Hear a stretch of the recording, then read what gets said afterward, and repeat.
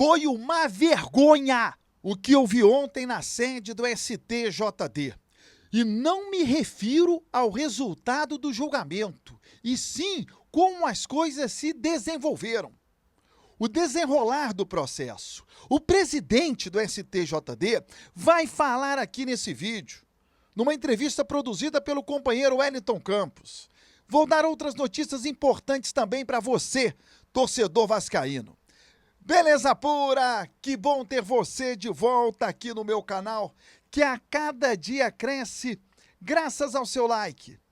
Deixe o seu joinha aí, se inscreva no canal, vire membro. Eu vou rodar a vinheta e na volta, só da Vasco!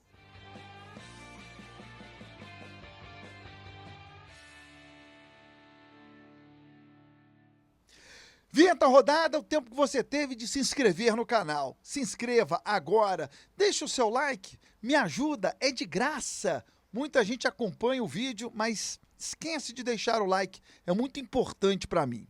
Torcedor vascaíno, ontem foi uma vergonha o que eu vi na sede do STJD. E eu vou pontuar aqui com muita calma, serei objetivo, claro, e quero o seu comentário. Primeiro, a ação do Vasco foi contra o Júlio Avelar, diretor de competições da CBF. A ação foi contra a entidade. Sabe o nome do advogado que a CBF mandou? Ela não mandou. Qual é a mensagem que passa?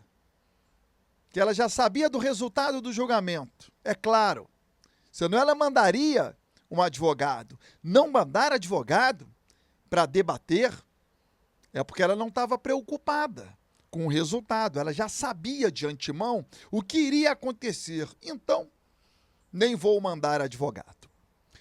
O Flamengo e o Atlético Mineiro mandaram advogados. Eles eram terceiros interessados.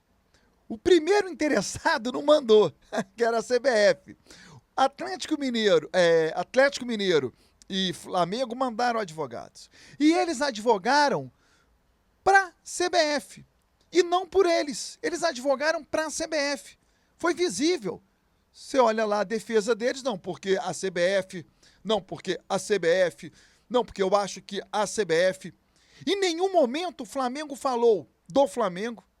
O Atlético Mineiro falou dos interesses do Galo. E sim, dos interesses e do que fez a CBF.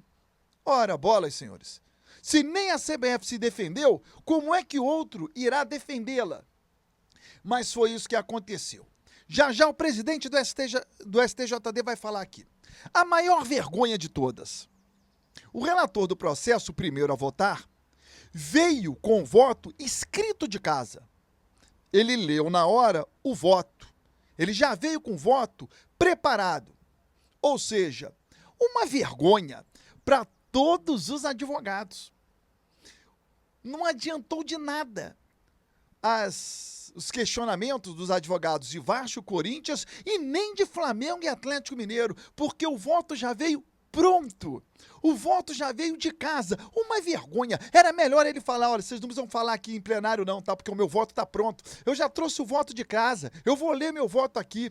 Não vamos perder tempo, não fica falando aí não. Mas não, ele deixou todo mundo falar para depois ler o voto. Uma vergonha. Pior, os outros auditores, eles não fundamentaram os seus respectivos votos. Sabe o que eles fizeram? Preciso o voto do relator, aquele que veio escrito de casa. Preciso o voto do relator. Meu voto é igual. Não exatamente com essas palavras, mas bem isso. Acompanhe o voto do relator. Foi preciso. Ou seja, nenhum outro quis se comprometer.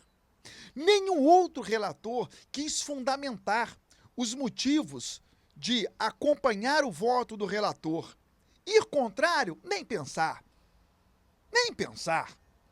Seria o quê? Um voto de muita coragem? Né? Vou votar contra o relator neste processo. O Vasco tem razão, o Corinthians também. Nem pensar.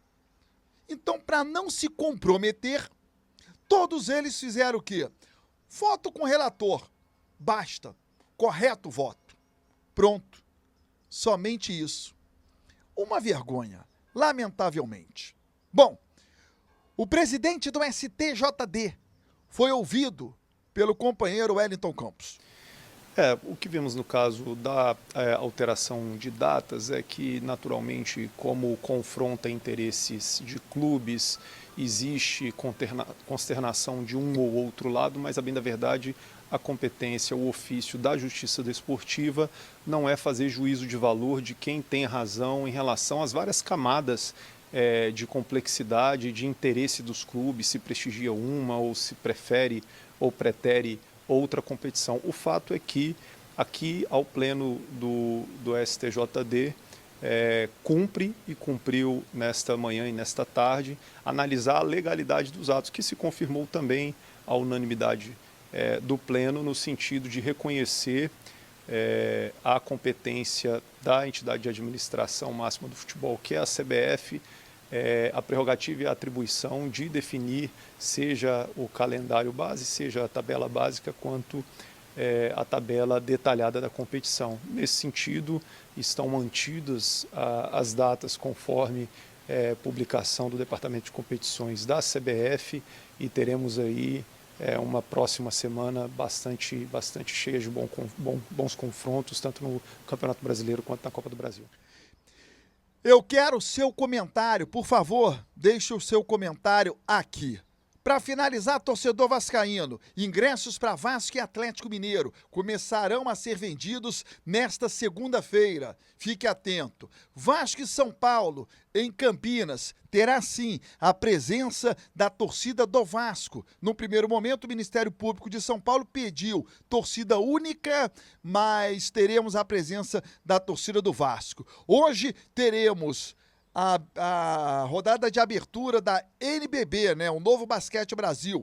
Vasco tem mando de quadra, joga contra o Flamengo no Tijuca. Vasco voltando aí a ter, né, o seu basquete, como tem também o seu futsal. E no futebol feminino, Vasco e Resende. Segunda rodada do Campeonato Carioca a partir das 3 horas da tarde. Beleza? Lembrando a você, de segunda a sexta, a partir do meio-dia, tem a Hora do Vasco aqui no meu canal do YouTube. Forte abraço.